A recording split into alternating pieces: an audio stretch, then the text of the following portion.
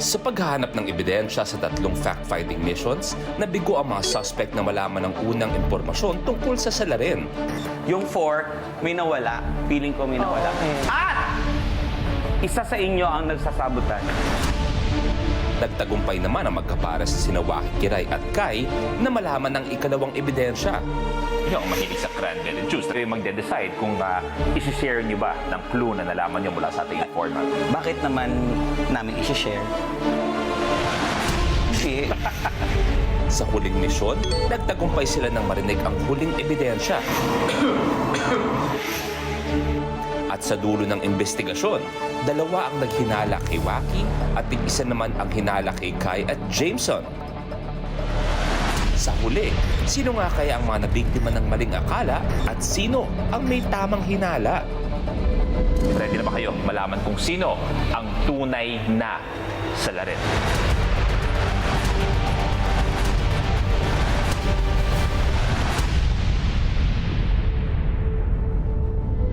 Sabi ko panagkabukasan ng evidence box, ang hinahanap natin yung bawang.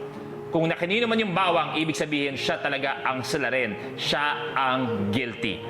Ready na. Hindi pa. Pabubuksan muna natin. Jameson, ikaw muna. Buksan mo ang kahon mo at ilabas ang laman. Nung nakuha na natin yung tamang tibang, yung reaction mo hindi ka masaya.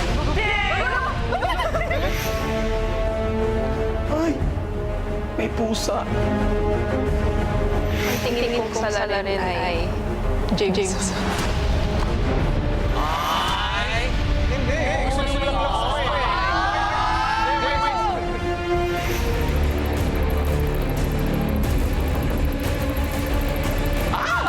Inosente. Inosente si Jameson. Bale, wala ang hula mo dahil akala mo si Jameson ang suspect. Inosente si Jameson. Tutuloy naman tayo kay pakilabas ang laman ng evidence box. Sinong kinaalala mo? Si Kai. Ay!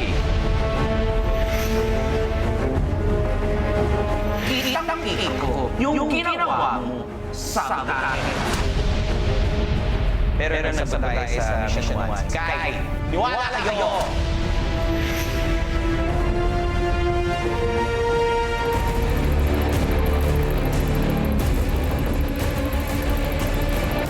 Inosente rin. Dalawa na lang ang natitira.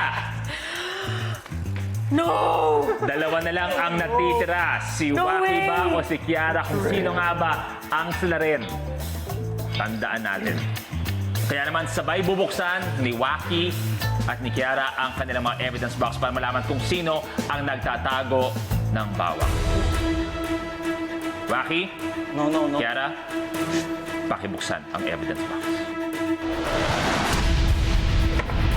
So, napansin ko kay Waki, gumagawa siya ng distraction para sa amin. Nakikipag-joke siya sa amin. So, parang trying to divert our attention to different things. Waki Kiray, it's you. Kami tatlo na nakatawa, siya nagseryoso. Ibig sabihin, hindi na natin tatapusin, ikaw ang may sala. What? Angat! Siya ang salarin. Waki, inosente ka. Ang salarin ay si Kiara. What? Ang galing mo dun, ah!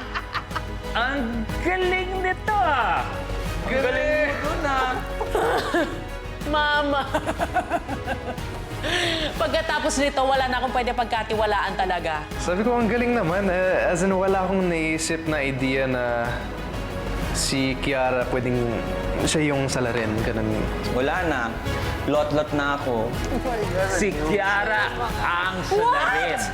Siya ang Bakit hindi kayo makapaniwala? Oo nga. Hindi ako makapaniwala. Alam mo, halika dito, nagigigil ako sa'yo. Gusto mo igisa kita? Dahil ako, ang hula ko, kung sakali man, si Jameson. Ang hula ko, ang lupit, kaya walang nakahula kay Kiara. Siya ang may 20,000 Oh pesos. my gosh! Ang Bumalik ka na ng Japan!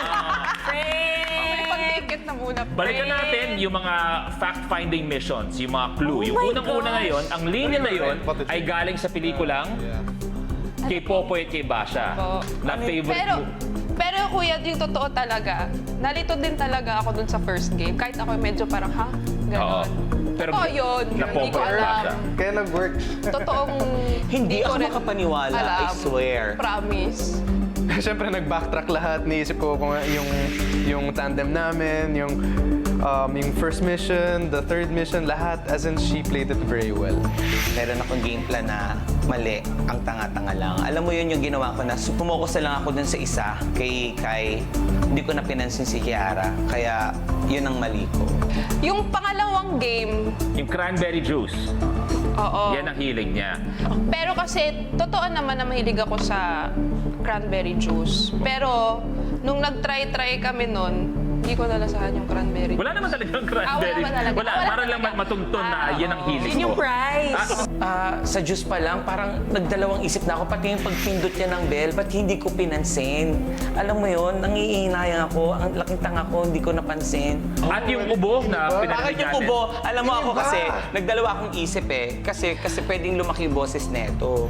Oo. Oo. Tsaka sobrang Tapos, obvious kasi. cranberry juice kasi, ginagamit yan sa mga pag nagda-diet.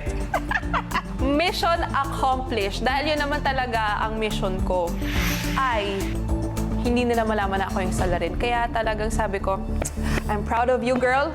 Nakayanan mo, pero mahirap siya. So, ibig sabihin, lahat kayo nalinlang. Lahat Yes! kayo mahina ang kutob. My life is a Walang may lie. tamang hinala. Congratulations, Kiara. 20,000 pesos. Good job.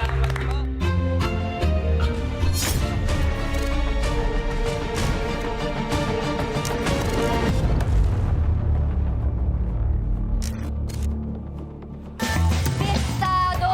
Si Kiara ang salarin. Alam mo, Kiara, eto ka para sa akin. Talagang bibigyan ako sa'yo! Oo! Tama ba ang naging hinala nyo, mga katropay, o katulad nyo rin ako na mind blown? Ibalik na natin to.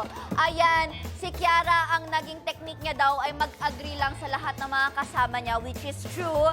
Si Kai gulat na gulat. Si Waki naman nagre-regret. Sayang naman kasi cranberry juice nga naman. Kayo naman kasi. Eto na nga sa ating third question. Tama kaya ang hinala nyo with 31% ay Kai. At ang tamang sagot ay Kiara. Oo. Ayan, congratulations sa mga nakakuha kay Kiara. Ang hirap nun ha. Dalawa ang mapipili via randomizer mula sa lahat ng nakapagbigay ng tamang sagot. Sa inyo ang reward na 2,500 pesos each. I-give ko sa inyo yan dahil mahirap yon sa lahat ng sumagot at sumunod sa kanilang kutob na nakapagbigay ng tamang hinala. Heto na ang listahan ng 17 na katropay na nakatanggap ng reward ngayong gabi. Checked by DTI representative at napili via randomizer. 10 ang may pabuya na 500 pesos each. Tignan nga natin. Michael, Christian, Anthony, Zia, Lino, Orla, Marian, Cyril, Arnel, Lawrence, congratulations! Meron kayong 500 pesos! Oo. Ayan, tignan naman natin. Ito ang nanalo sa 1,000 pesos. Teresita, Jerome, Sonia, Juan, Luzel de Castro. Congratulations po sa inyo. Ito na, 2,500 si Kelvin Montiano at si Jovita Nalbog. Akala ko si Kuya Kevin Montalbog. Akala ko sumali siya sa atin. O, Kelvin pala. Congratulations po sa inyo. Tamang hinala yan. Grabe, ang galing nyo ha. Napisali ka na sa investigasyon, pindot pa, nalo ka pa. Oo, congratulations po. Kira-kits ulit next week dito sa nag-iisang mystery reality game show na kutob ang labanan. Ako si Karina Bautista, ang inyong special agent. Balikan na natin ang mga suspect at si lead investigator Luis Manzano para sa reaction nila sa paghuli sa salarin. At abangan kung sino ang susunod na suspects dito sa Tamang Hinala. At bago tayong paalam, Waki, kamusta muna ang iyong tamang hinala experience? Sobrang saya, kuya. sobrang saya, ibang experience, nag-enjoy ako. Tapos alam mo, kahit wala akong utak, gumana dito. Yung kakonte. O yung kakonti, oo. Yun nga lang, kukonti na nga lang yung utak ko, nagamit pa dito. So, ano pa gagamitin? Wala na. Pero nag-enjoy ako at higit sa lahat, na-miss kita. I love you, Waki. Alam mo yan. I'm very proud of you. Yan. I love you. Jameson, kamusta ang ipagtamang hinala mo? Grabe. I feel betrayed. Kala ko siya yung partner ko. Hindi naman pala. Pero Ang galing actually, magaling. Good job, Kiara. As in, wala akong na-suspect Yeah. na siya yung... Ako rin. So dito I must iisip say. ng tao na magaling ako man, hindi po. Balance yung ginawa Totoo natin. yung sa mga game, totoo yung sa mga game na nandito din talaga. Ako, mga Totoo. boss. Saan mo binagalan Pero- ng konti? Saan mo medyo Kuy- sinabotahin ng Saka konti? nang nag-lag. Yung wala akong hindi ako nagsabotage. Kasi sa first, nalito din ako. Yung sa second, totoong hindi ko alam yung difference. Dalawang sarili mo, patis. sunan mo. Pero yung kasi feeling ko, nararamdaman nyo na ako. So, nung sa pangatlong Ginalingan game, mo. sinuportahan ko sila. Ah, tama naman.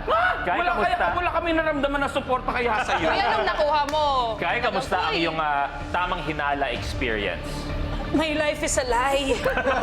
Kasi yung first mission pa lang, sure na ako si Kiray kasi parang ginugulo talaga niya. At saka, pagdating ko dito, nagme-makeup pa lang, nagbabanding kami. Hindi ko naramdaman na hindi siya nakatingin sa mata ko.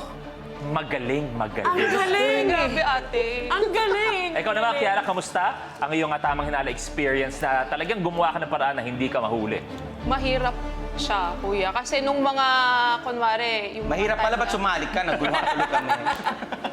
Hindi kasi Not parang, ulit kami. hindi ko alam kung tatahimik ba ako. Kasi pag masyadong tahimik, parang isipin nila na, oo, parang ganon. So, nakikitulong na lang ako. Pero yung overall experience, ang saya, promise. Kasi para siyang yung escape room. Yes. Pero never ko pa kasi na-try yun. And I've always wanted to try that.